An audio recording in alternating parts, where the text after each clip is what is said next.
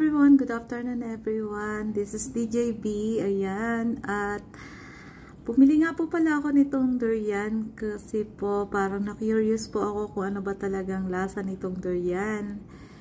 And finally, binili ko na nga po pala siya.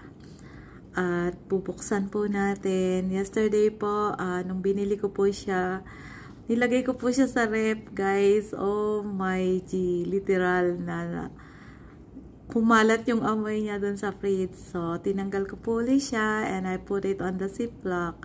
Kinulong ko siya sa ziplock. And now, ready to open na po natin siya and reveal po natin the moment of truth. Ayan guys, look. And napakatalim po ng ano niya, skin niya, mga lalabs. Mas matalim po siya sa balat ng langka or ng jackfruit. And nanunusok po siya, mga lalabs. Itong durian, ayan guys. And atin pong i-reveal kung ano ba talaga yung lasa nitong durian. Alright, wait lang po mga lalabs. At atin pong i-open. At talaga namang na-curious talaga po ako sa lasa po nito. Ayan guys, ayan o, yan. So, titikman po natin. And sobra talagang strong ng smell niya po. This is really strong smell, but I hope na yung lasa niya ay satisfying. So, tara! I-reveal po natin the moment of truth. Wait lang po. So, ayan po. Binuksan ko na nga po pala siya, guys. And i-open po natin, mga lalabs. At sobra po talagang kumalat po yung smell niya, mga lalabs. Sobra pong tapang ng amoy niya. So, ayan. Tikman po natin at tingnan natin kung ano po yung lasa. Wait lang po. Guys. Ayan, inopen ko po and parang namali po ata ako ng bukas kasi sumama po ito doon. Ayan, guys. So, ito po yung laman niya. Yan. And tikman natin, guys. Wait lang ha. Sobrang tapang ng amoy niya. That's really strong smell. Alright. Wait lang po. Tikman po natin. Oh my G. Mga guys. Pasintabi po sa kumakain po ng durian. Pero, tinikman ko po siya, guys. Hindi ko po siya kayang lunukin. Ewan ko po. Kasi yung sobrang tapang po ng amoy niya. And yung ano niya, yung texture niya, mga lalabs, sobrang lambot niya. Mas malambot pa siya sa marshmallow.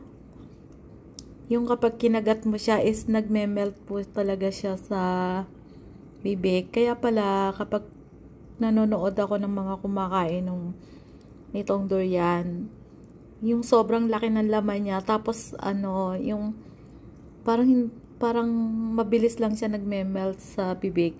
Totoo pala yan, mga lalabs. Sobrang lambot niya. And may aftertaste siya, mga lalabs, na matamis siya, na yung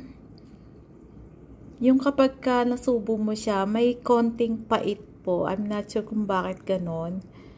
And matahapang talaga yung smell niya. Sobrang smelly niya. Natikman ko na po siya, mga lalabs. But I'm sorry doon sa mga kumakain po ng durian. Pero hindi ko siya talaga kayang kainin. Ayan guys. At least na-try ko siya ngayon. At nasagot na yung mga katanungan sa isipan ko kung ano talaga yung lasa nitong durian. And dahil siguro hindi ako sanay kumain ito.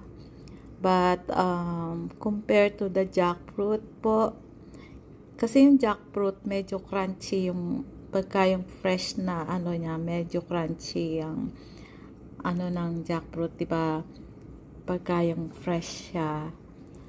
And talagang matamis yung jackfruit. Eto, matamis din siya mga lalabs. Kaso, sobrang tapang ng amoy niya.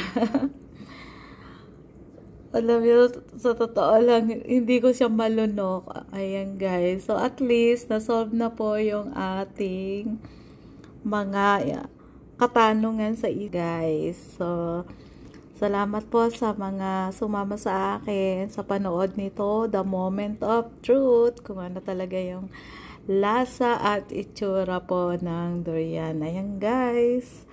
Thank you for watching. See you guys next time. This is DJB. God bless you all. Mwah, mwah, mwah.